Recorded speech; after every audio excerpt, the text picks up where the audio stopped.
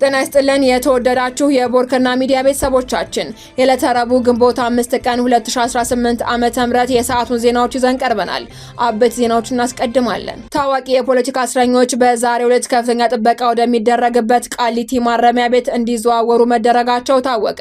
በቂሊንጦ ማረሚያ ቤት በእስር ላይ የሚገኙ ታዋቂ የፖለቲካ እስረኞችና የምክር ቤት አባላት በከፍተኛ ጥበቃ ወደሚታወቀው የቃሊቲ ማረሚያ ቤት በዛሬው ዕለት እንዲዘዋወሩ መደረጉን ምንጮች አረጋግጠዋል። የዕለቱ ዜናችን ቀዳሚ ጉዳይ አድርገነዋል። አቶ ግርማ ሰይፉ ብስክሌት መንገድ ላይ የሚሄድ ካገኛችሁ በቃ መጤ ነው አሉ። የአዲስ አበባ በጀት 350 ቢሊዮን ብር ሆኖ ለኮሪደር ልማቱ ግን በወንዝ ዳርቻ ብቻ 1.3 ትሪሊዮን ብር ፈሰስ ተደርጓል ብለዋል። ተጨማሪ መረጃዎችን ይዘናል።